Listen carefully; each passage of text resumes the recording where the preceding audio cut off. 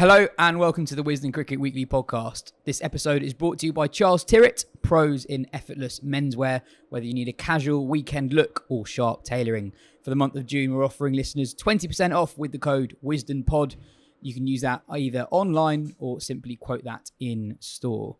I'm Yas Rana, and with me today to discuss one of the great test matches in England is the magazine editor of Wisden Cricket Monthly, Joe Harman, the managing editor of Wisden.com, Ben Gardner, and the editor-in-chief of Wisden Cricket Monthly, Phil Walker. But first, let's hear from Mark Butcher. Mark, that final day and final session, have you ever seen anything quite like it? I don't think I have.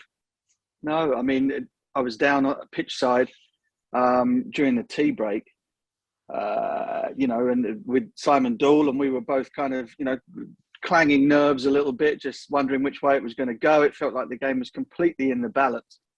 And then within 4 overs of the restart, it was over. I mean, it's just absolutely astonishing. You could argue that perhaps, both Dooley and I thought that New Zealand should have started with the off spinner at one end. If you're going to come out and kind of have a bit of a go and be hyper aggressive, there's a little bit more risk involved. Particularly the way he got Stokes out in the first innings. I know that Jonny can take down spin and whatever. We just felt that change, a little bit of pace off maybe from one end, because as it turned out, Dooley was absolutely right. So if you leave it until they need less than 100, it's too late by then. He might as well not be playing. So, but beyond that, I mean, I don't know what else the Kiwis could have done. It was utterly astonishing. If that's the way they're going to play, we're going to see some epic games of cricket, aren't we? Yeah, they won't always go that way, but they'll be good fun to watch. There's so much talk. Obviously, the style of cricket is the most noticeable thing that's different under McCullum and Stokes. But you can only play that style of cricket if you've got players who can pull it off. And Jonny Bairstow is someone who I think he's arguably the best ODI opener ever. His record is ridiculous. Brilliant IPL record. He's got 9 Test hundreds. Just on Bairstow, that was one of the most special innings I think we've ever seen from an English batter. To launch into an assault and do that with such clarity and then to execute it perfectly as well is just an astonishing innings. Yeah, it was. You think back to KP maybe in 2005, slightly different scenario. In fact, KP's might be slightly more bonkers because England were playing for a draw, but even so. That you have to go back that far. I mean, Ben's chase at Headingley obviously springs to mind. Although again, the scenario was very different. That was completely last ditch. Whereas this, there were so many other ways England could have chased that down, or not chased that down, I suppose. And I don't think anybody thought that was what was going to happen. Not one person in the ground, barring perhaps Jonny himself. Given Bairstow's record in Test cricket, he's had a lot of success a few years ago, and what he's done in white ball cricket. Will England rue how little they've eked out of him in Test cricket over the last 4 or 5 years? Or is it just how it goes sometimes? It's not always the management's fault if a player is not playing at their absolute peak. Yeah, not always. I mean, we had this argument ages ago, didn't we? When we're trying to get, England were desperate to get Josh Buttler in the side. They got him in the side, but had him as a specialist batsman at number 7. Jonny was keeping wicket and batting at number 5. They made a massive mess. My view was a little bit like yours, was always that at a time when England were really struggling for high quality batsmen, Jonny was one of the best 3 we had, right? And I think Cookie might still have been playing then. So, you had Root, you had Root, you had Stokes, and you had one other. It might have been Cookie. I'm not. My timeline's a bit skewed. And under those circumstances, we've got a load of wicketkeeper batters, and everyone has their favourite, whether it be Jonny, whether it be Josh, whether it's now Ben Foakes or whatever. But we were overblessed in that department. We were underblessed in top 5, top 6 department. So for me, the answer was always very, very straightforward. You tell Jonny, sorry, you're not keeping wicket anymore. We need your runs. So yeah, I mean, look, if I'd been in charge, if I was king of the world, then this would have happened ages ago. But I think another thing that bears saying and perhaps bears repeating is that Jonny was a bit under the pump here. Harry Brooks banging the door down, smashing the door down. Ollie Pope then gets 100 at number 3, so you kind of closed off. That there was another batter who perhaps was trying to convince himself, let alone everybody else, that he deserved a spot in the lineup. Johnny's been a little bit shaky, I suppose, or a little bit flaky, in fact, is what I would say. He kind of, he'd come and play brilliant innings and he'd go missing for long periods of time and then come back in. And of course, with Brook in the form he's in, the compelling argument from people would be, well, it's a new broom. We're going to change everything, get new guys in. I'm sorry, Johnny, your time has come and gone. So it's absolutely typical of him that he would do something like that in a scenario whereby people were looking to shut the door on him. And now he has slammed the door shut on the idea that he won't be in this England side going forward. So just staggering. He's not the only person that's done it, is he? England have taken a lot of gambles. Ollie Pope at 3, he's made 100. Matt Potts' debut, he's bowled superbly. He's been unbelievably mature and looks to be the real deal. They brought back Broad and Anderson. No gamble there. They're just fantastic. Joe deciding to go back down to number 4, his best position. Always said it. He's very happy. He does what he does there. Alex Lees keeping his spot at the beginning of the season after, not convincing everybody, although I think rewind to a few pods back, I kind of felt that he had the game for it. And that's looking increasingly so. So there's only 2 people really now who are in the firing line, perhaps, when it comes to changes, and that's not going to happen at Headingley now. And that would be Zach Crawley and Jack Leach. And the more Jack Leach bowls, the more I think he's bowling himself out of it, to be honest. But who knows? He'll probably take 7 for at Headingley now with the McCullum key, with the Baz Ben and Bob effect. Yeah, I thought it was really interesting that on day 4, when Leach wasn't going great, Stokes kept him on and he ended up getting the wicket of Conway. And I know he didn't bowl brilliantly for the rest of the day, but he really backed him. And then on day 5, I think slightly surprising, he started with Leach. Just going back to Ollie Pope, you mentioned there, he looks good when he bats on middle stump, doesn't he? I mean, who'd have believed it? Who'd have believed batting normally might be handy for a kid with all that talent? Look, he's still battling away a little bit. I think I was just building a little sort of technical thing on Ollie in that second innings, and of course he got out, and it was it was too late, superfluous. Because I know what he's trying to do. He's battling ever so hard to try and keep his right side, his right foot sort of anchored parallel to the crease, so he doesn't sort of topple over and sort of walk into the drive or walk into the defensive shot. He knows he's doing it. He knows it's an issue if the ball moves around a little bit, and he's trying really hard to rectify it. Other than that, the square cuts back, the extra cover drives back. He left the ball a lot better because, amazingly, if your head is on off stump, you know where the off stump is. And I couldn't have been happier for him. And it's just extraordinary, really, isn't it? Because I think it was a massive gamble, him going at 3. And with that bit of backing, people believing in him, and Stokes has said, if I'm going to captain the side, I want Pope, and that gives you plenty of confidence. Fabulous pitch, if you're going to be trying to get yourself into a team or convince a lot of other people that you deserve to be in a team, then you couldn't have wished for a better surface to do it on, and he's done it.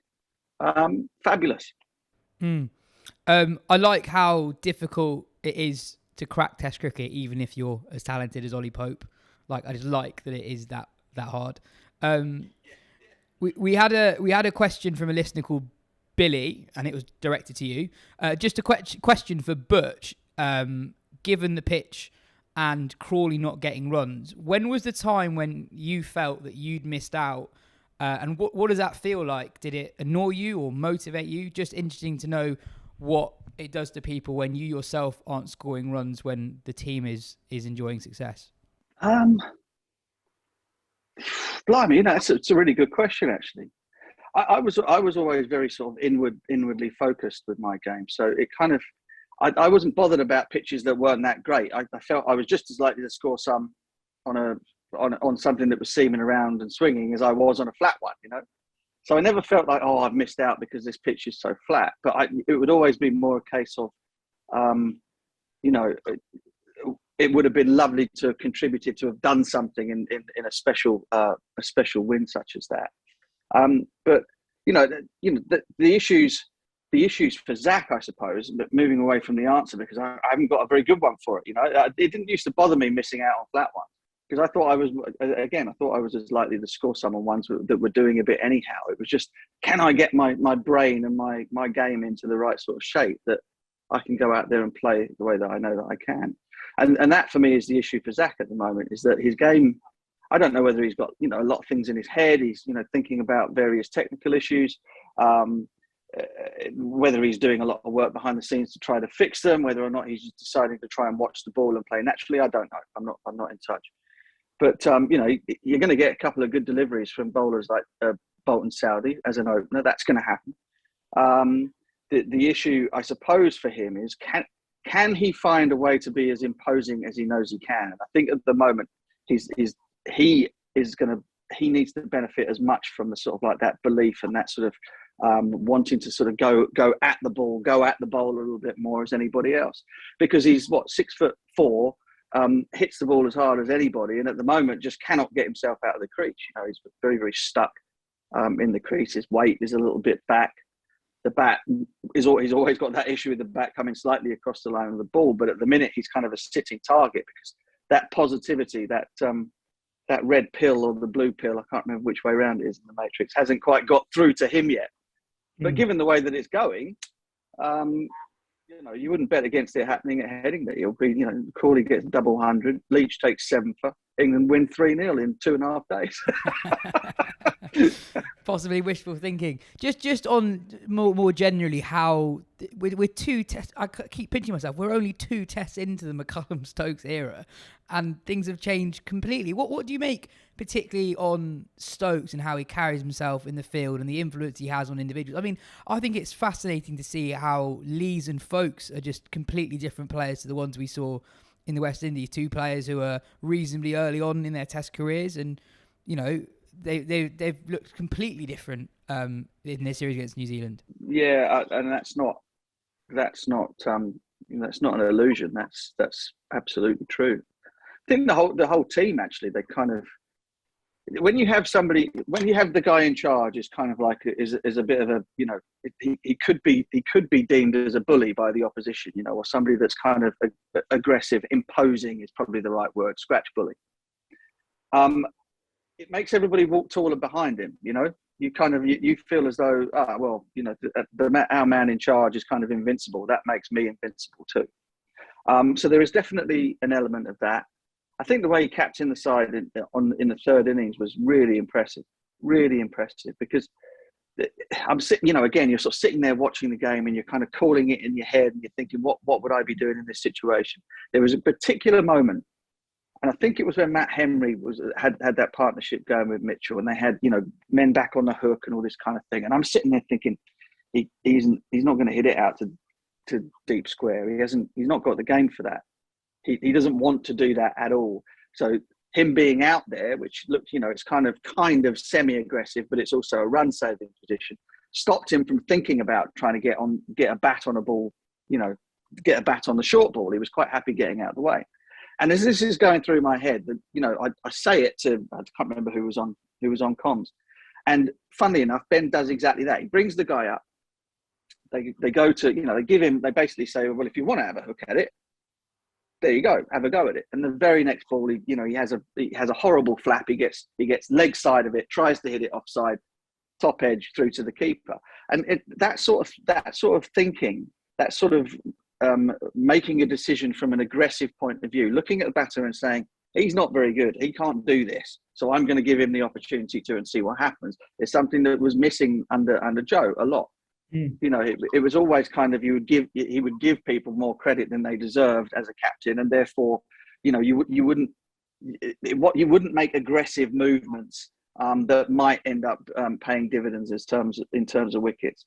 And he did it a lot. He did it with the pots that, you know, leaving the field up when Bracewell was smashing it, you know, all that kind of thing. There were lots of really good, really aggressive, They're slight punts, I suppose, but the odds are always slightly in your favour with those. And he wasn't afraid to take them. Fabulous. On the Henry field change, I think it was actually Foakes who suggested it to Stokes. And I think that in itself is quite revealing that you got a guy who's, he's only playing his second home test match. He's not been around the team for a long time. He's the one who feels confident enough to go to the captain to make a suggestion that is completely in keeping with how the team wants to play. And it's almost going too well.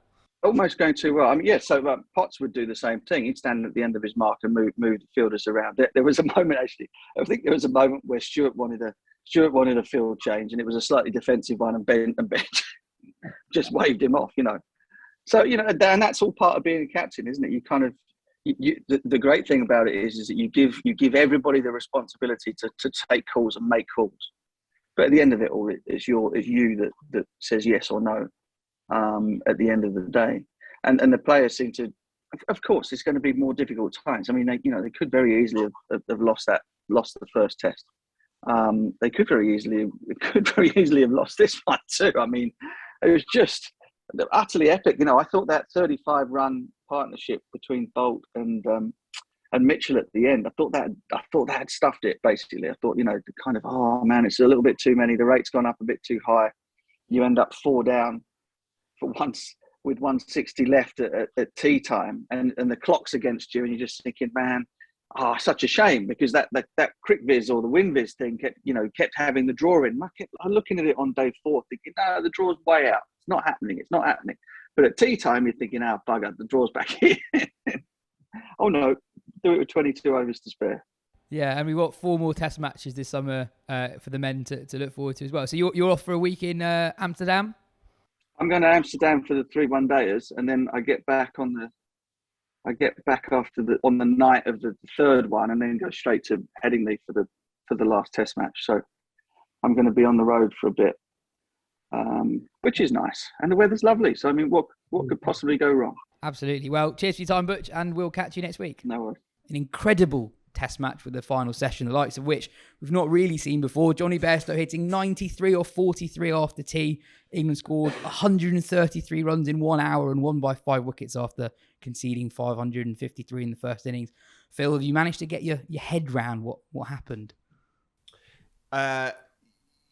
Yes, up to a point, but no when you spell out those numbers in those terms. They are numbers that have no place in what's left of my brain. I still struggle to compute those numbers, and yet when you were watching it, there was a weird sort of inevitability about it, and it was funny as well listening to the commentators as well, talking across days 4 and 5, that they almost sensed that there was an inevitability to it as well. Not quite as mind-blowingly spectacular as it was at the death, but there was that sense that England had a clear-minded way of going about this test match. New Zealand had kind of helped them by scoring fast in the first place, and that England weren't going to take any other option. They were either going to go down in a blaze of glory or they were going to rewrite the record books. And as it was, we got to tea, and it didn't even feel on a knife edge at tea either, I don't think, really. Do you not think? No, I didn't. I genuinely didn't. I thought that England were comfortably in position to at least make a proper run at it. Albeit 2 wickets from disaster. I get all of that for sure, but there was a sway in the game. There was a weird energy about those last 2 days, I think. New Zealand almost folded into that narrative. The shots that they played, 2 run-outs on day 4, it was almost like they couldn't really keep the wolf from the door. And coming into that final day, even when England lost 2 or 3 up top, and they were 90 for 4, I think, there wasn't any consideration that they were going to approach it in any other way. And sometimes with sport, there is that sway of preordination of some kind of version of destiny, if you like. And the longer that, the more minutes that ticked by across that evening session, the more it became a sort of procession, a kind of festival rather than a sporting contest. Stokes' word in Bairstow's shell light, don't hit it down. I mean, that'll go down in legend. When, as an England captain in Test cricket, in the grand old game, the grand old institution of Test cricket, ever said to one of his players, whatever you do, make sure you keep hitting it upwards. that just encapsulates this whole crazed shift in the last 2 or 3 weeks.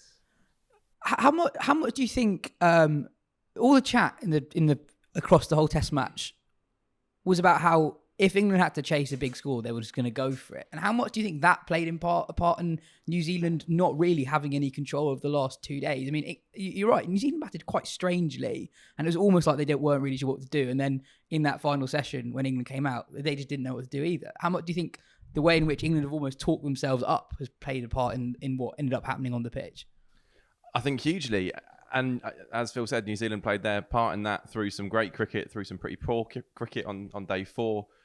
It felt throughout the game, it felt almost like the two teams had sat down before the start of the game and said, how are we going to make this the most compelling Test match that we possibly can? Even throwing in a couple of run-outs at the end there. And it completely played out in their way. But just back to Phil's point on that final session, I thought the amazing thing about it was, even though it was so completely and utterly one-sided, right up until the last kind of bit of play, there was still such jeopardy on it, because every time Bairstow hit it up in the air, and I was finding it hard to track the ball. I think the players were at Trent Bridge as well. A couple of times I thought he was gone, and if he had gone at that point, then New Zealand were right back in the game. Bolt was still bowling well, even though he was going for a few at that stage. So that's why it was so compelling. If England were just marching to victory and that was clear from the start of the day, it wouldn't have been anywhere near as thrilling to see Bairstow play that knock. But because there was such an edge to it all the way through, I hear that, but and I don't disagree with that. There was a kind of kamikaze element to Bairstow's innings, which made it all the more thrilling. But at the other end was as ice cold a run chase orchestrator as you can get, really. And Stokes has done it 1,000 times in all kinds of different formats of cricket. We've obviously seen him, do what he did at Headingley 2 years ago. He was always, I felt, going to be there or thereabouts at the end, and he didn't make one slight error at any point. Certainly, Stokes he had that kind of invincibility around him that he does, but he might have had no one left to bat with. That was still a realistic possibility right up until the last. I hear that, and obviously it's all theoretical, but the way that he went about his innings in the early part of the afternoon, albeit I think he was on one when he ran down the pitch and stuck one in the confectionery stall and out again off Southie, but still there was, as you wrote very nicely last night, Yas, there was clear-eyed logic and kind of mental coherence to what Stokes was doing.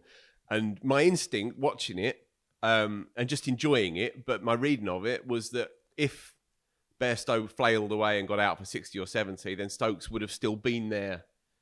I would have still backed him to be there 110, 120 not out at the death. And all he would have needed is somebody to stick with him. It might not have happened, but I don't think it would have been because he would have made a mistake.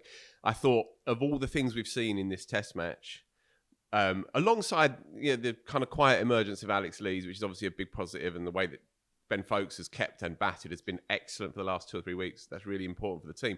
But I think the way that Stokes has just slipped into this role now of kind of cold-eyed, iconic figure who knows his way around every single scenario of a cricket match, I think that bodes immensely positively for England going forward. And while he is now at the helm, slipping into it perfectly, you suddenly start to think about the limitlessness of the possibilities rather than the paucity of the possibilities, which is where we've been stuck for the last 2 years. I think there's a cricket point made as well about that third innings for New Zealand, which in a way was the decisive one of the game. I mean, it's easy to look at that last session and say that, that was obviously ridiculous, but that was the real underperformance, that was the thing that allowed England to have a chance. And you do see, not obviously these high scoring games don't end up in finishes that often, but when they do, it feels like it's the team who bats third who has the most who has the trickiest task in a way. Yeah. Like, it's a really difficult thing to judge, especially when the pitch isn't getting any worse as it was in that game. Like, you have no idea what's going to be a realistic chaseable total. I mean, England could have chased 302 sessions. They could have chased 350 in a session and a half the way they were going. So New Zealand, they're stuck between that thing of like, okay, we need to win this if we want to win the series. So we need to go quite hard, but also actually, what even is a good total? Do we need to dangle a carrot, or are they going to shut up shop? They've said they're going to do this, but if we give them too much, it's actually going to be unrealistic. And then all of a sudden, you're halfway down the pitch and the other guy's not come, and then you run out, sort of thing. it's a really hard thing to judge. And I think there was a reasonable amount of criticism, I think, of Ben Stokes choosing to bowl first. Not criticism, but people saying like that was the wrong choice. It was the attacking choice, I guess. But Tom Layton said he'd have bowled first, and Exactly, I think Nasser Hussain before the game said he'd have bowled first. Yeah, but there is an argument if you think the pitch is a belter and you don't think it's going to get worse, for actually bowling first being the right thing to do. If you think it's going to be as good for batting on day 2, 3, 4 as it is on day 1, then choose to bowl first, back yourself to get up to whatever they do, and then they're going to be the team on pressure because actually they're the team that has the hardest route to victory at that point. There was also some concern that the fields on day 1 were too attacking and New Zealand were scoring too quickly, and it did feel a bit like that at times, and you could get the sense that Anderson and Broad were getting a little bit antsy. They were going for quite a few runs, particularly Broad. But actually, in the end, the speed with which New Zealand scored benefited England. I'm not saying that was part of the Stokes master plan, but it just opened up the game. Was it 20 boundaries in the first session? Yeah, I think it's part of their philosophy though. It's how quickly can you take your wickets. So like you did score 500, but they didn't. England still took their wickets at a reasonable pace. And I was in a hot tub in Surrey with my uncle Glenn on Saturday afternoon. Nice. And this was when New Zealand were about 450 for 5 or whatever it was. No, they'd come up to 500, and I looked at the odds, and England were 6-1 to win the game. And I said to him, have a tinkle on that, because they've scored so fast and the pitch is so flat. And as Ben says, there was positivity in the idea of bowling first. And I said, look, if England get up to parity, then it becomes a 1 innings game across two days, and then, or a day and a half, and then they're in the box seat because they've got to chase on a pitch that doesn't really break down. And although New Zealand have a good youngish spinner, he's still only 2 years into actually bowling spin in his life. So have a look at it, put lump on, and then we spoke about Brexit, and then that was that. do you want to say something? I was going to say that there was, all the way through, there was a sense that England could do it, but there was almost a kind of breathtaking naivety about how badly England have batted for so long. It's like, well, how can this side pull off that? But actually, it's the madness of leadership, isn't it? It's don't you think so much of it comes down to? Well, Pope in a nutshell sums that up, right? The way he's played, the way he's now playing. So much of that, and he's admitted as much himself, is the way he's been talked about by Stokes, by McCullum, being given that responsibility at number 3, which we've all had. I mean, I was keen to see it happen, but I wasn't necessarily sure it was the right time to do it. But they've absolutely nailed that one, and he looks like he's enjoying himself. And that was before he got to 100 as well. That wasn't just when he got there, he freed himself up. I think the way he played in that first innings was just a complete breath of fresh air from what we've seen. But on the number of collapses England have had, like we equate playing cricket aggressively as that not being cautious, but England have tried to bat cautiously in the past and it just doesn't work. They also tried to bat aggressively before. That's true. And it also didn't work. But it worked slightly better. That is true. And I do think that with the players England have, and Ben asked Jonny Bairstow finally coming good again, how satisfying is this for you all personally? He is such a good white ball cricketer. He's somebody who not that long ago was the best wicketkeeper bat in the world. He's now scored 3 Test 100s in 2022. I was looking through all his international 100s yesterday. So he scored 20 international 100s now, which is extremely good. 11 of them have come at a strike rate that's faster than 100. All of his Test 100s have been struck at a strike rate above 50. This is a guy who likes playing cricket on the front foot, and you can now create an environment where that is not only acceptable, but that's actually what England want. And it's amazing for England having that was Bairstow's first Test 100 at number 5, and you should think for a guy who's that talented, number 5 should be his position, and I think that could be absolutely enormous for England if they get the best out of Bairstow at number 5. Yeah, and you think sorry Ben, I was going to say that I think he'd have played at Headingley whatever happened yesterday, but this was a guy who was probably 3 low scores away from being dropped because just the pressure that Harry Brooker's putting on. So to play it in those circumstances, in a way it's more incredible, in a way it's not more incredible because that's just the way Bairstow does it. We know that's when he's at his best. Yeah, I think McCullum is exactly the coach for the players England have, basically, which is, I mean, I don't think his style would work everywhere.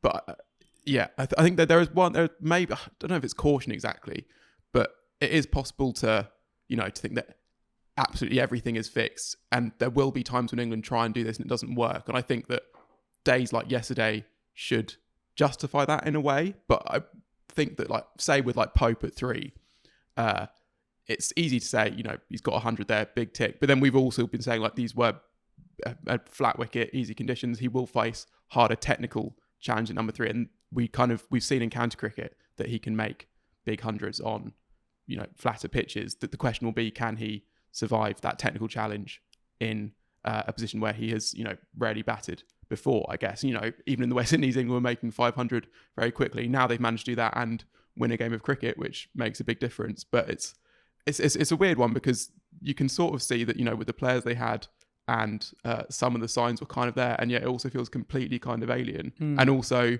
it feels like everything is rosy, and actually you can also sort of say, like, well, is this team going to be able to, do this in all conditions, or when it's a bit tougher to bat and that sort of thing? It's a yeah. Do you think that McCullum could change Test cricket like he basically changed ODI cricket? I mean, if you go back to McCullum's final Test match, New Zealand were 32 for 3 off 19.4 overs when he came into bat, and then he scored 145 off 79 against an extremely good Australia attack. With the skill set that modern players have these days, is McCullum going to bring in a shift that other teams follow in the same way that it kind of did in white ball cricket? I think it's very possible. I mean, that's certainly exactly what Stokes was talking up yesterday. He said the sky's the limit and we could push even further than that. I mean, this is a guy... I thought it was interesting how calm Stokes was after the Lord's Test win. Incredibly calm. I thought, God, this is going to be the new Stokes, the new captain. And yesterday, he couldn't keep it in, nor should he have done.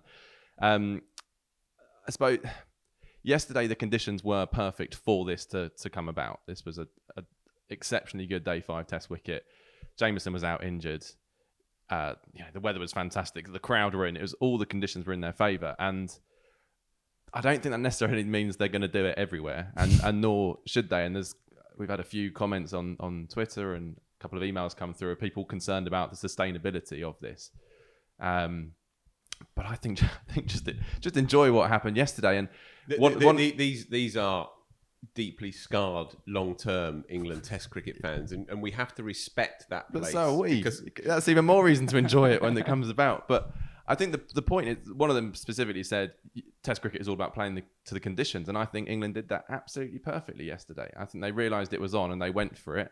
If it hadn't come off, the conversation would be very different, but they would still be heading to Headingley 1-1 with the Test to play in a series still to win. It wasn't all or nothing yesterday. I think what McCullum brought to New Zealand cricket, and it's taken him 2 weeks to flip it round in English cricket, is a devotion to the fun of the game and the beauty and the value of the game, but not to love it to death, not to see in it the deep answers to the universe or anything like that, to treat it as a game, an important game, but a game. And in our culture in England, we struggle with that. A cursory look across social media when anything's happened, generally bad with England Test cricket in the last couple of years, but even when things are good, there's also that kind of innate sort of joylessness around it, because we know how painful it can be, and we know how important it is to us, how tied it is to our identity as cricket fans in England. If you're a cricket fan in England, you are hopelessly devoted, almost to an unhealthy degree, to the sanctity, the sacredness of the 5-day game. McCullum got no truck with that nonsense, that sort of pompous bollocks. He's not interested in that. He wants his teams to win, and he wants his teams to express themselves, but he's not going to love this thing to death. And I think that kind of philosophical, liberating approach is absolutely essential to getting these players, these kind of slightly peculiar outlying players, many of whom are caught between these two cultures, and certainly caught between the old and the new.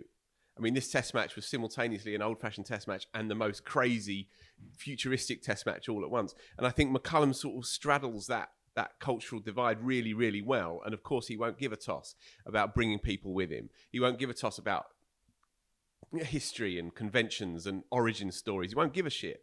He will just say to them, go out there and be yourself.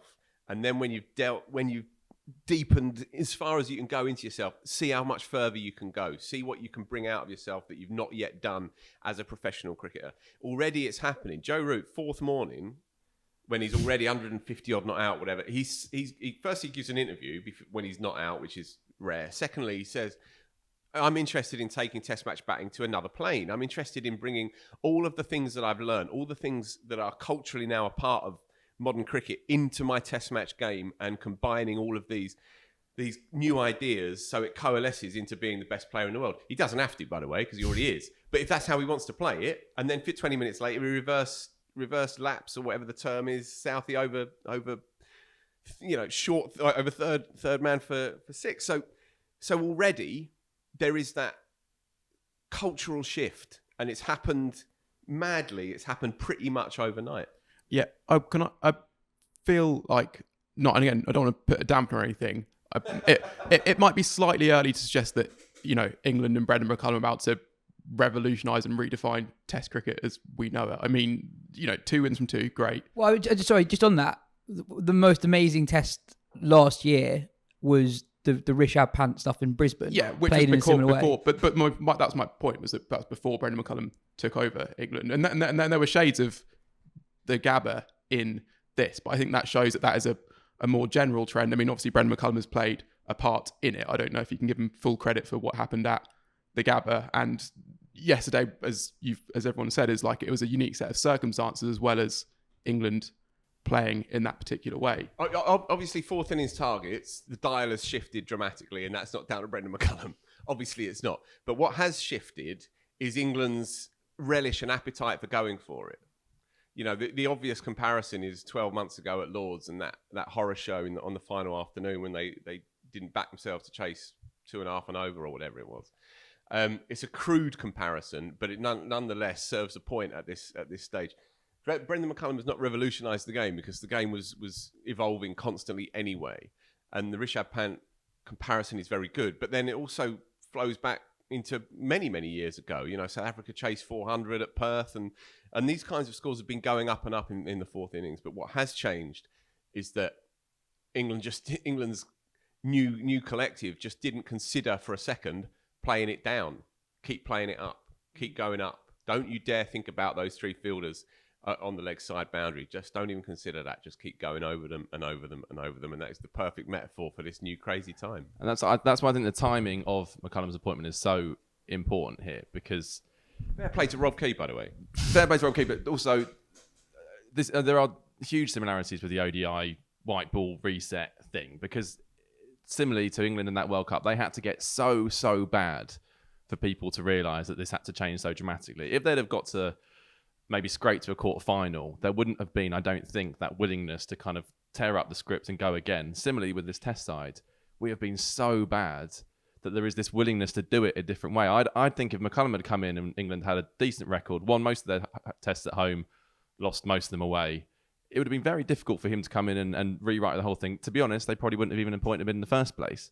So this is it. It's again, the circumstances around us. And I thought, going right back to that first ODI under not first ODI under Morgan, but the first since the World Cup in 2015 at Edgbaston, when England went off like a train, but then I think they were like 220 for 6. And it looked like they were going to be all out for 280. And everyone was like, well, they should creep to 320. And they just kept going.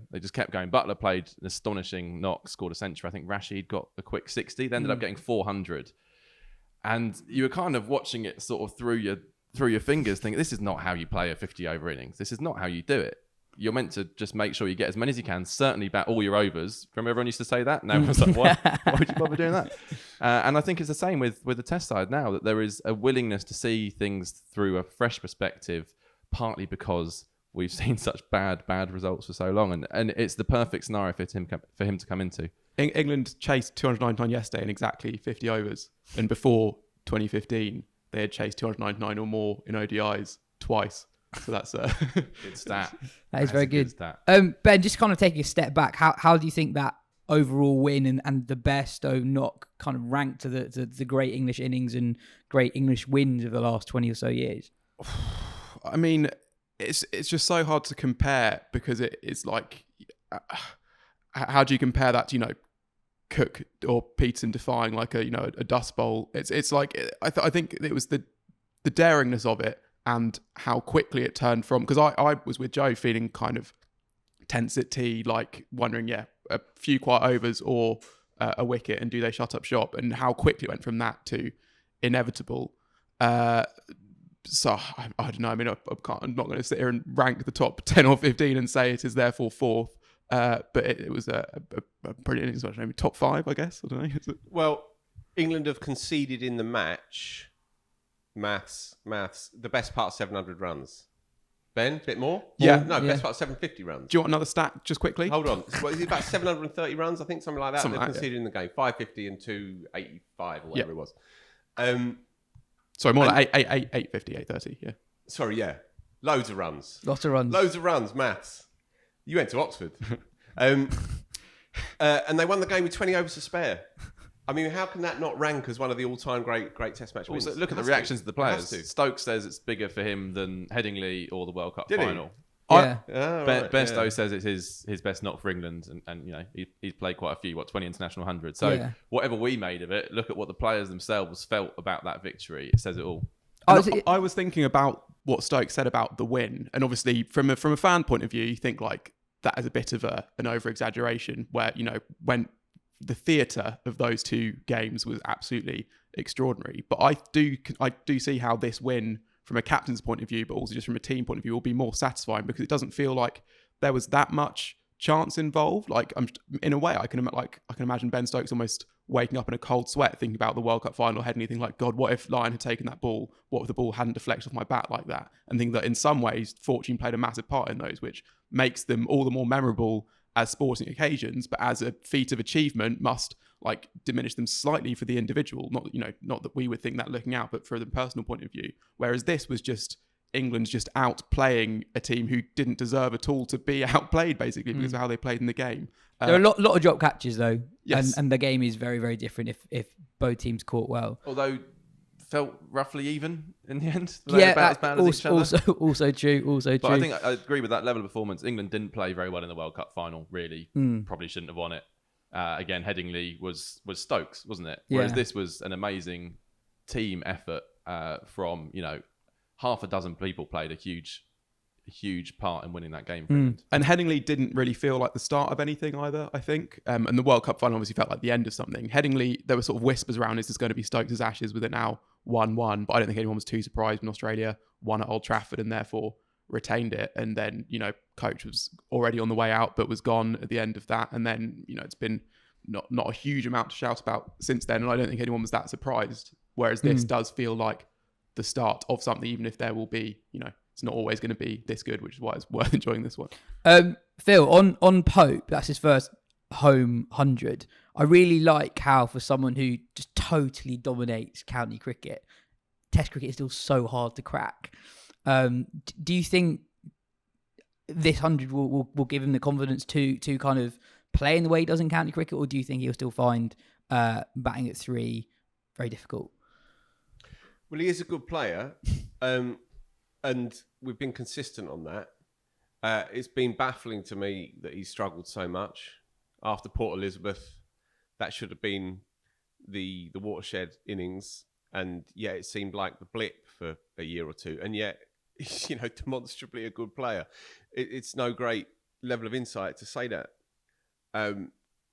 He clearly has a kind of an issue with believing in himself, and I think cricketers do at pretty much all levels. I think there's an imposter syndrome that lurks inside every single cricketer until you properly crack it.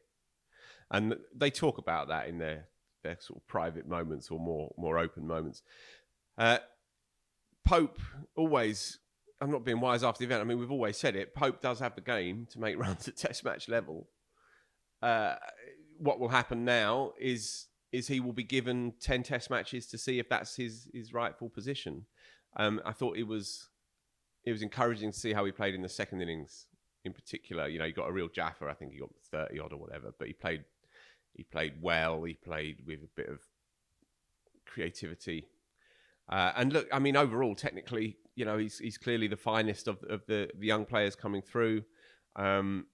we spoke about this, Joe, didn't we, a few weeks ago? The fact that he personally went to Stokes and said, morning, Skip, who's batting 3 then? It's kind of vaultingly ambitious, but also the kind of thing that you want to hear, I think.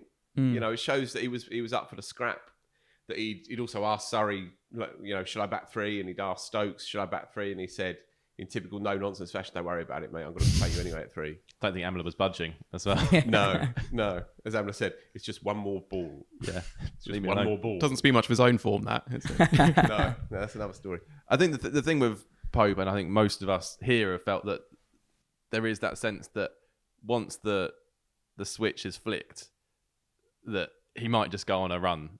That he's got the game for that. We've seen it in county cricket. Now, I'm not saying he's going to score kind of 3 centuries in the next 5 games, but there is a sense that once he got there, we're into something special.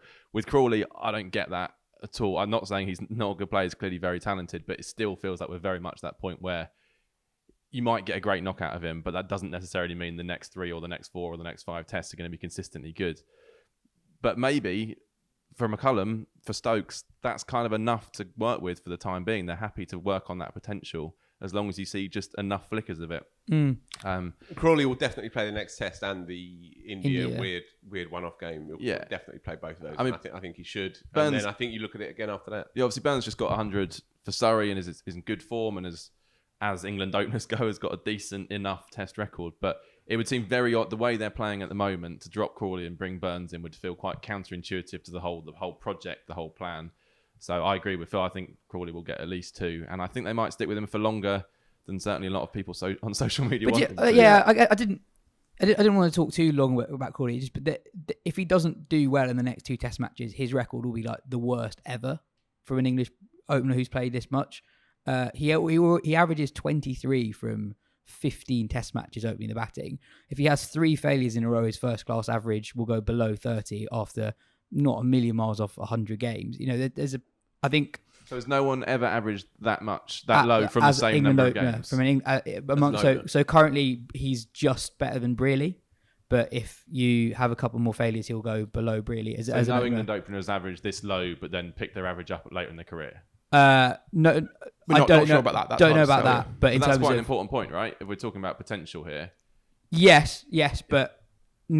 Crawley still has the chance to end up with a good test average. True, but he has now played a lot of test matches and he's opened in a lot of test matches. I don't think 20 odd test matches is a lot of test matches, by the way, for what it's worth. Not these days. No. I mean, it's ridiculous. We see Pope get his cap for his 25th cap in the dressing room. It feels like he only debuted kind of 5 seconds ago. Yeah, I do though. I mean, I agree that Crawley should, having been given the first, he should get the next 2. This isn't enough you time. You think he's rubbish, by the way. Well, that's the word you used yesterday. Ben stuck to his guns, even when he... No, he has, yeah. But I mean, I don't think he is rubbish. I think he is a player of potential, as we've all seen. My worry is in England. That was an off mic comment. Yeah. Sorry. Yeah. My Andrew Strauss like off mic comment. My worry is in England actually have. I was looking at this during the Test match. They have like the most drastic youth policy when it comes to selecting batters in Test cricket in the world by like a distance. New Zealand actually have the least. They pick very, very few young players. Like they've had 8 innings, it doesn't matter, but 8 innings played by batters under the age of 27 in the last few years, whatever. Which is I like that. But my worry is that you look at Mitchell and Blundell, neither of whom have been players who've had amazing first class careers up until now. Blundell's was pretty good. Mitchell's was sort of mediocre, but came into form at the right time. One selection, did well on debut at the age of I think 29 or 30 against England, and is now in the form of his life. And at this age is he's not going to be a 10-year Test cricketer because he's already 31, and New Zealand are kind of fine with that. England are so desperate to find players who are going to define their team for the next 15 years that actually I do worry that if Crawley does fail 3 more times and gets dropped, then actually it is very hard to recall a guy like that because he will have played 23, 24 Test matches, averaging 25, 26.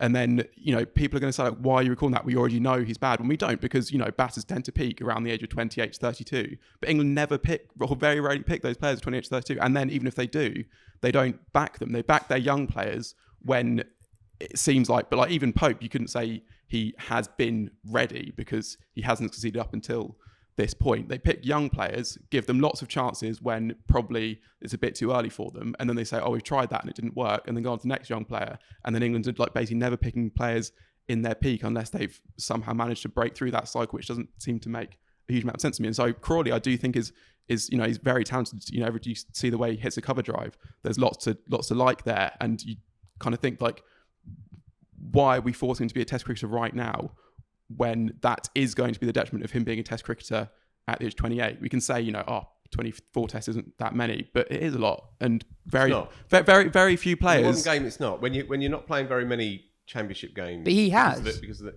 He's not really. He's a 23-year-old, and he's learning on the job. Now he may never learn sufficiently well. But he doesn't score runs in county cricket when everyone else does. Test cricket, as you said 10 minutes ago, is impossibly difficult, and good players many good players take a long time for them to understand the alchemy of the game. The reason why better judges than us four continue to back him is because they believe that he'll get there. We don't know yet. No one can sit around this table and say for sure that they know that he's not a Test match player in the future. We just don't know that. But my point is that I think he could be a Test match player by the time he's 27, and by that time he'll have played 25, 30 Tests, be averaging 25, and England will think we've been there, tried him, he's not good enough. Sure, and sure. But if a player who has the components of his, which make him quite unique in English cricket, if he is 7, 8, 10 Test matches away from nailing it, and I've said before, I would rather a player comes down the gears than goes up. I think it's better to have too many shots than not enough. I think it's easier to tighten up your defence than it is to work out how to play quick, short bowling, which is obviously his raison d'etre, right?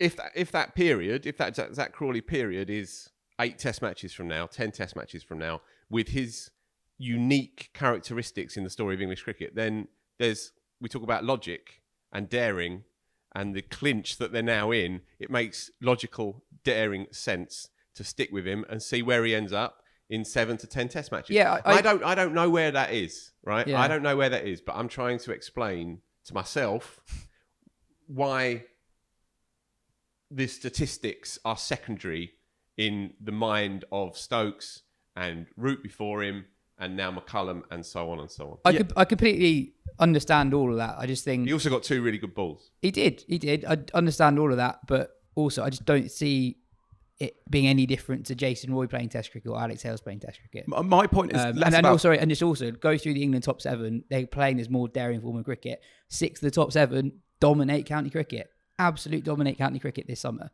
I remember Ed Smith saying a couple of years ago, the best 3 players in county cricket by some distance are Bairstow, Root and Pope. Stokes just hasn't played that much county cricket recently. Foakes averages 100 this season in county cricket. Lee's averages about 100 this season in county cricket. These guys dominate it. Crawley plays in the team where he's the 3rd best opener in county cricket this season. On some flat pitches this year, there's been a lot of runs in Kent games and he didn't get any. And that is a problem, right? We're talking about how difficult Test cricket is. To step up Test cricket when you haven't got any runs on some flat decks against some very soft balls in county cricket is a tricky one. But I think, My point though is less about Crawley, and I think it's more a question of do players need time in terms of Test matches to come good, or just time in terms of time. By the time Crawley's played 8 more Test matches, I don't think it'll be even 2023 yet if he plays all of them, and then he'll not be 25. And you're saying at that point is the time to make come to a judgment. Like, that should be too early, and yet he will also be an experienced Test cricketer, and I can also see why England would say we've tried it and he hasn't done it, and then he'll have to do. First, he'll have to do absolutely loads in county cricket to get his first-class average up to a decent level, fine. But he'll have to do loads to convince them to go back to him when he should be nowhere near his peak, and it should be too early to, write off a player. But that is what this selection policy runs the risk of burning out young players and burning through them before they get anywhere near their peak. And there is also the argument, I suppose, Michael Vaughan has made it, that you need to pluck players from county cricket before they get, it says like entrenched in the system or something, which I sort of understand, but what they're doing at the moment clearly isn't working at all, because the young players are struggling so much to establish themselves, even if, as Pope shows, you can go through a long period and then still come good in some form. We talked about it a little bit earlier, but one of the effects of this new positive team environment and team philosophy is on two of the lesser established players in the squad in Ben Foakes and Alex Lees. Both looked quite wooden in the Caribbean. Lees sometimes was really struggling to hit it off the square, was batting really slow. I think his strike rate was below 30 in that series, but he was batting like Hayden yesterday, and Foakes had a really good half century on the days 3 and 4. Yeah, I was a bit shocked by what I saw from Lees in the Caribbean because that wasn't the player I thought he was. I think before he got picked, I said he would hopefully be a kind of Sibley-esque, but with a greater range of shots. And actually in the Caribbean, it looked like he had even fewer shots than Sibley. The pitches obviously weren't great for batting on. He obviously enjoys pace on the ball. There wasn't any of that in the Caribbean. There was probably some nerves involved as well. He'd be an interesting person to speak to actually and reflect on that Caribbean tour and how he struggled. But yesterday's innings didn't come out of nowhere as well. He batted brilliantly in the first innings. He'd also batted really well in the second innings at Lords as well. He's clearly got a bit about him. There's a simplicity when he's not got his strange stance going on to his game, which is obviously quite appealing given the struggles that some of England's openers have had with some kind of idiosyncratic techniques. And yesterday I did, very early days, of course, but yesterday I did think, God, this guy looks like a test opener in a way I haven't really felt with an England player for quite a while. So that is hugely encouraging. And the role he played yesterday, obviously, and understandably, it's been overshadowed by Stokes and Bairstow. But that role shouldn't be underestimated. To play as he did against a very good New Zealand seam attack really opened the door to go for that victory. So yeah, massive credit to him, and hopefully it's the start of something more permanent than we've seen over the last few years. I think one thing we forget as well is that no young player will come through the system batting the way that Sibley or Leeds did when they get into Test cricket. Like that like a young player who gets into county cricket at the age of 15, 16 will be dominating the age group, will be scoring quickly, will be playing loads of shots, and then that gets almost like worked out of them, right? So actually, it shouldn't be that surprising that Lees has the ability to play shots. It's just how county cricket has somehow changes players. It forces him to answer these weird questions that means he's batting outside off stump to left armers coming around the wicket or whatever it is. That means he's then doing these weird things, and that how he continues to go will almost be, in a way, a big. Obviously, Brendon McCullum can say to Jonny Bairstow, go out and smash it, and Bairstow will be like, doesn't need a second invitation. But if he can get players like that who have sort of their whole game's been faced around like, how do I not get out? If he can get players like that to just take them back to first principles and say, look, just remember, you used to be able to. At one point, you were a very sweet timer of the ball. You have these shots. You have the ability to do that. If you can get those players to actually believe that and to make those small adjustments, so that will be like the thing that I think defines how high England can go under him, I think. On New Zealand, Darryl Mitchell had another amazing test match. He scored 100. Blundell scored 100. Trent Bolt, I thought, was brilliant with the ball. It's interesting that Mitchell's had a great series so far. Trent Bolt's had a really good series so far. And Jonny Bairstow scored the innings of the summer. They were all playing the IPL a couple of weeks ago. Michael asks, a great result and delighted to see the way England are playing at the moment. However, spin is a major issue, as is our long tail. How do you address both issues? Is Moeen Ali the answer to both? Leach does not look up to the job. Is the length of the tail something we should worry about? One of the reasons why people don't want Moeen Ali to play Test cricket straight away is because he hasn't played much first-class cricket recently. 3 of the best players in the series weren't playing any first-class cricket at all into the build-up of the series. Well, I think in the case of Trent Bolt, his body will be feeling fine because he's bowled 24 balls every 3 or 4 days for the last 2 months. So I don't think there's a massive shift required when you're a new ball bowler, one as experienced and brilliant as him. I think Bairstow, he failed twice at Lords, failed in the first innings here as well. And he played an IPL knock yesterday. Yeah, and he played an IPL knock, yeah. Atherton said before Lords, not sure he'd have played him at Lords. I said the same thing for what it's worth. And it might have been a complete coincidence that he happened to have not played any red ball cricket, but for 3 knocks he was struggling, and in the 4th knock he broke a record, and he did so playing in a very IPL-like manner. Clearly, he's worth his place in the side and then some. So that's not an issue long term for sure. I think it's generally easier to flip from being a quick bowler as opposed to being a batter. I think in the case of Moeen Ali, to have not had a red ball in his hand and then to think that he can go out and play a test match, I think that's folly, personally. I don't know if this actually stacks up, but my impression is when he's had breaks from the game, when he's had injuries, he struggles in the first test when he comes back, even first, second test with the ball. Maybe that's because he didn't grow up as a bowler. It wasn't a natural thing to him. He was obviously always a batter and then a batter who bowled and then a bowling all-rounder. So I would be concerned about just throwing him in without any county championship cricket. I don't think that's necessary on the cards anyway. It seems to be talking about Pakistan rather than this summer. But there is something, when you're watching that team, there is something hugely tantalising about getting Moeen back in there. It obviously absolutely fits the ethos of what's going on. We've got the problematic tale that we talk about every single week on this podcast, which he would solve. Not only solve, but I mean, suddenly you've got the best number 8 in the world. And there is still an argument that he's the best spinner in the country. Not necessarily at this minute with the red ball, given the lack of practice, but there is still a strong argument that it is. When you look at his test record, when you look at Leach's struggles, we don't know with Parkinson yet. I can see why McCullum's texted him, certainly. With Moeen, it's his record in England that I think is surprisingly good. It's not actually that much worse than Swans.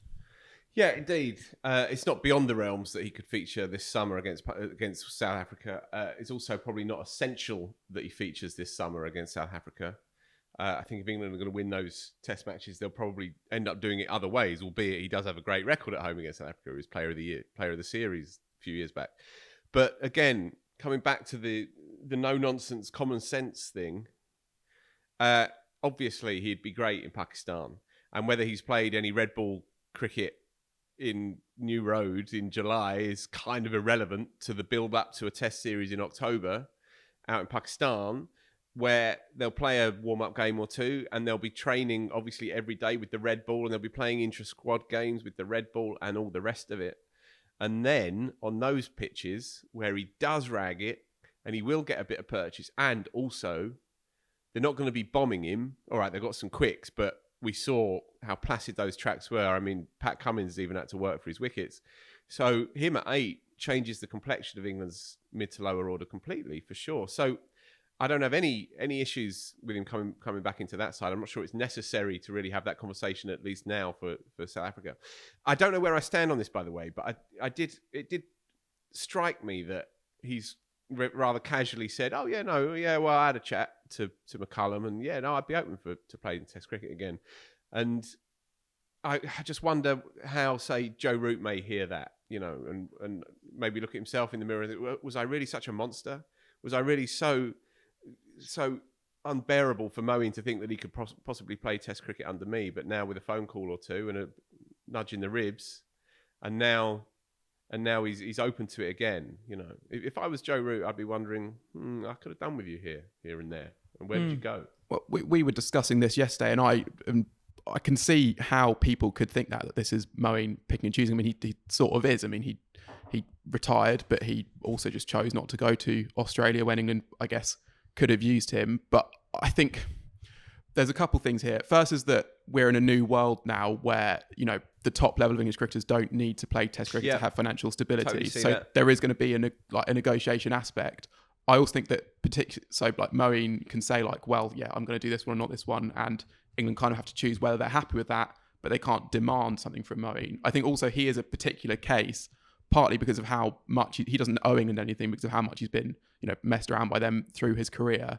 And also because of that, what happened at the end of 2019 when they took away his Test central contract. I think that was kind of when England lost the right to say, if you want to play Test cricket, you have to be available for everything, because that central contract is kind of the thing that says you should be available for all tests. I think at that point, Moeen would justifiably have thought, okay, I'm going to kind of do things on my terms here. If they want to play Test cricket, fine, I'll have that discussion.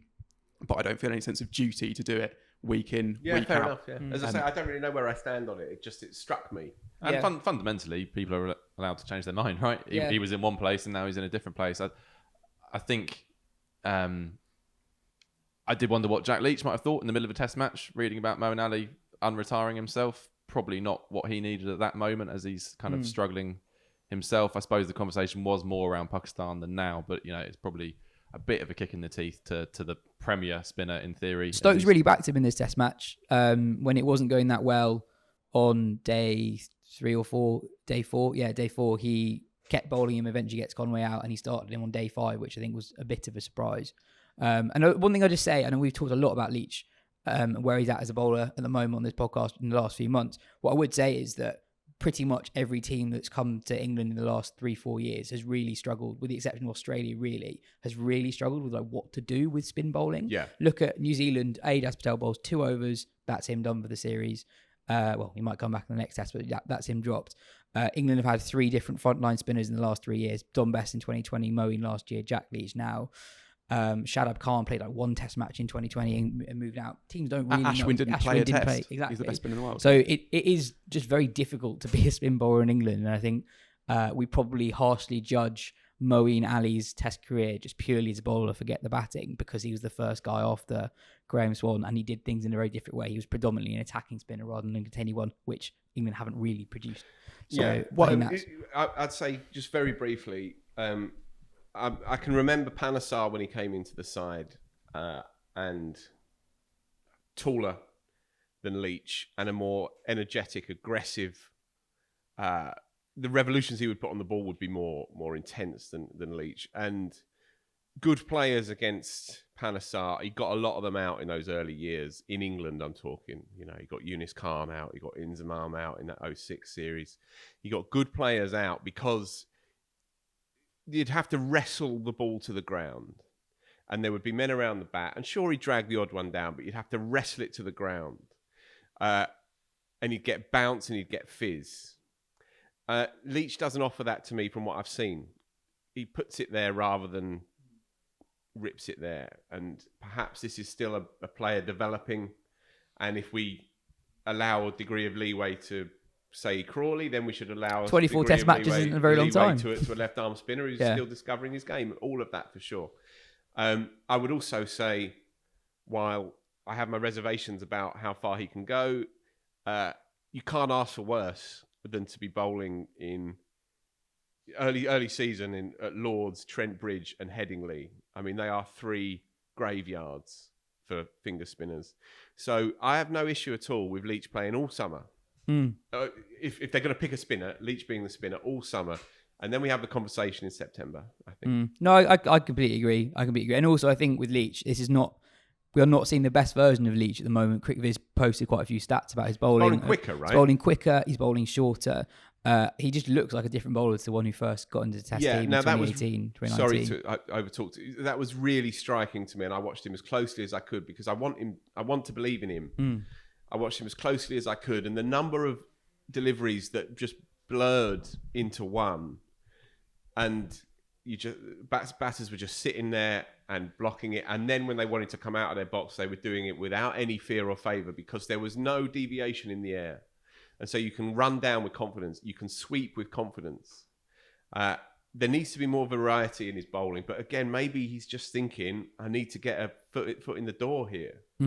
Just one very, very quick thing to say on Moeen is just the fact that he wants to come back at all, having seemed completely done with Test cricket at the end of last year. And I wonder if that means we should normalise, especially in England, the idea of a sabbatical from the Test game, basically. And you wonder how many careers could have been extended if the option wasn't just play absolutely every single Test match or retire completely. And, you talk about picking and choosing. Is picking and choosing worse than picking a player for a series he doesn't want to be playing in? Like you look at England, don't have many batters that play beyond the age of 34. Cook is still turning out runs in county cricket, 4 or 5 years after he retired. If he'd had that winter off and that had been completely fine and accepted and there'd been sort of no bones about it, could he have ended up playing, extended his career for another 2 years? Is that something we need to be pragmatic about? I think maybe. Joe, just on New Zealand, obviously a big part of the run chase was Carl Jameson was injured. But also Tim Southey had a pretty poor test match, uncharacteristic. So he had a really good year in test cricket in 2021. But just some of the shots Joe Root played against him when in Joe Root's 100, kind of got the impression that he just didn't see Southey as the bowler that he normally is in test cricket. He was slightly slow. He's lost a little bit of pace. I don't know if this is a permanent thing or just a temporary thing, but that's a real concern for New Zealand given Jameson's injury as well. Yeah, it definitely looked like England were targeting him, didn't it? Because he went over 5 and over for the Test match. Southey's one of those players. He can look very hittable. Certainly, I think that in white ball cricket quite a lot, even though he's got a good record. And yeah, I think England sensed some vulnerability there, particularly when Jameson was injured as well. That really opened the door to properly having a go at him. And it was, really productive for them. It is a concern. It's strange that Wagner hasn't had a test match yet. He's such an effective bowler at what he does. Adds more variety. Left arm, the kind of short-pitched attack. I'm sure we'll see him at Headingley. But it feels like New Zealand have made quite a lot of mistakes in this series, uncharacteristically so. I thought yesterday, the way Bairstow and Stokes were playing, perhaps there wasn't much you could have done, but I thought they missed Williamson's calm head there to kind of... Latham looks a little bit like things got out of hand too quickly, persisted with Bracewell and that attack, leg side attack, when Bairstow was just launching him into the stands repeatedly. I've got a question for you, Joe, that Ben Gardner, who's seated over there, he came out with yesterday, did one of his Cricinfo deep dives. Daryl Mitchell made 250 odd runs in the test match, which is the 10th highest aggregate of runs made in a losing cause in a test match. Right? I'm not asking for an answer now. Who's top of that list? Answer by the end of the podcast. Most runs in a test match that they lost? Yeah. Most individual runs. Lara? Which game? Colombo? Very good, Joe. That's excellent. Yeah. Very good. Very Over good. 300 runs in the game, a double and a ton. I sense we're about to end the test match section of the podcast, and I don't know if we've actually mentioned Joe Root, who made 170. Yeah, we talked about this last week, that he does it so regularly. Just gone back to number one in the test rankings as well. He's quite good. He gave a couple of chances early on. But doesn't count then, does it? Yeah. Stick the boot in. Get rid of him. He's got to tighten up, hasn't he? Yeah. And also, crucially, he's failed that final day. Which made it all the more impressive, So didn't we'll it? get Yeah. 150 next week. He dropped Mitchell when he was on 5, so I think he's actually in negative runs for the game, if you look at it that way. Both Root and Mitchell had really bad games if you take away their hundreds. Mitchell's involved I was in on the 2. show last week, obviously, and therefore I haven't listened to it because I'm arrogant. Sorry about that. But I just wanted to say on Stokes' reaction to Root when he made his 100 at Lords, it was such a beautiful moment because he was almost choked up, wasn't he? He was almost in tears. And I think that vision, come the end of the summer, I think that vision will stay with me. I think it was a really beautiful private moment between the two of them, broadcast around the world. And also Root's reaction to when Pope got to 3 figures. He was basically celebrated as if it was one of his own. The big news this morning, by the way, was that England have been docked a couple of points for slow over rate. So they get 12 points for a win and they lose 2 of them for getting through their overs. Like not bowling enough Joe Root. That is a mental discrepancy, isn't it? I was thinking that the crowd really didn't get the value for money in that test match. Yeah. Especially this crowd's on day 5, he didn't pay anything. Yeah, they were really shortchanged. Everybody said it, but fair play to Notts. Absolutely. Outstanding work on their part to make that final day free. Absolutely. I think we all agree that overrate chat is dreadful, but that is totally insane. Docking a team 2 points after that. Away from the test match, I guess it's loosely related to it. US media giant Walt Disney and India's Reliance Industries have won the broadcasting rights to the IPL and the next batch of rights for more than $6 billion, making it one of the most lucrative sport leagues in the world in terms of cost per game, more so than the Premier League, which I couldn't quite believe. So an IPL match is billed in rights value ahead of the Premier League. The Premier League's $11.8 million per game, according to India media. It's already been reported that the IPLs will be slightly, but not that much longer from next season. It'll be 2.5 months rather than 2 months. But Phil, if there's so much money in this one competition, and we've talked about the economics of cricket recently, and there's so little money in the rest of the game, the IPL, you just can't see it just being 2.5 months long when there's so much more money to be made. No, exactly. 74 matches for the next 5 years is a lot. It's not going to diminish. There's 2 ways of looking at the economic side of it. One, it's bringing obscene amounts of money into the overall ecosystem of the game, which, with the right philosophy held by those in positions of power, can mean good things for the game if the money is replenished and spread and dispersed around areas of the game that need it. The other flip side, of course, is that the hyper-capitalist nature of a deal such as this will kind of funnel that money all the way to the top of the BCCI and this extraordinary phenomenon that is the IPL. It will, by baseline economics, double. If the TV rights are doubled, then presumably players' salaries are doubled. So then you're getting into a level where you're literally paying individual cricketers $3 million, the best, $3 million US per tournament, because they're already shifting 1.5 as it stands. So if we're getting to the point of imagining what the first $3 million contract is for a cricketer for 6 weeks work, or 7 or 8 weeks work, or probably in the end 9, 10, 11, 12 weeks work, then what that means for the overall lay of the land as it stands is sort of terrifying, I would say. There's already, of course, that natural magnetic pull for a young cricketer towards short form cricket. If the money gets to that sort of level, as it will, as it has to, these are the rules of capitalism. Then where does it leave the things that we cherish and love? How many fast bowlers are going to put their body on the line in Test cricket if that's the kind of sums they're knowing that they could be conked out by 27 with 4 stress fractures, and therefore you lose all of that earning potential, and of course you lose all of that fun as well. So look, it's been a great week for cricket, great week for Test cricket for sure. And in the end, I still believe that the players have their eye not just on their bank balance, but on their legacy. I still believe that. And I still think that remains the most persuasive case for the status quo to be maintained. But those numbers are jaw-dropping. And yeah, I do shudder to think what it means in the long term.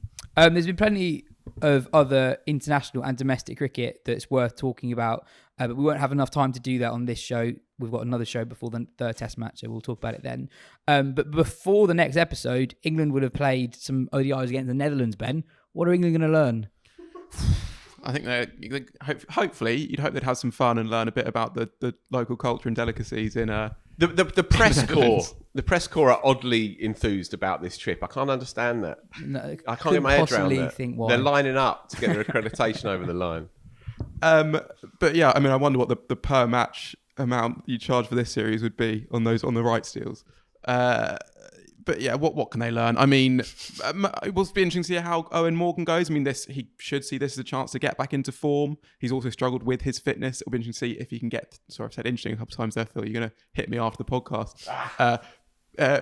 We should see if he can get through a 3-match series, if he can play all those games. That's a question England will want to know ahead of a World Cup where, games can come thick and fast towards the end of it, and then his own form as well. And then there's the question of life after Morgan, and they have a few players sitting out, which means they've got a few more fringe players just put a bit further up. I think Livingston looks like the sort of anointed successor, but he doesn't have a statement innings in ODI cricket yet. And also, none of them have really played very much 50-over cricket. It'll be interesting to see if you can actually still be a very good 50-over side without any of your players actually playing it because of them playing the 100 and everything else at the time when England's competition goes on. So I think they'll be okay.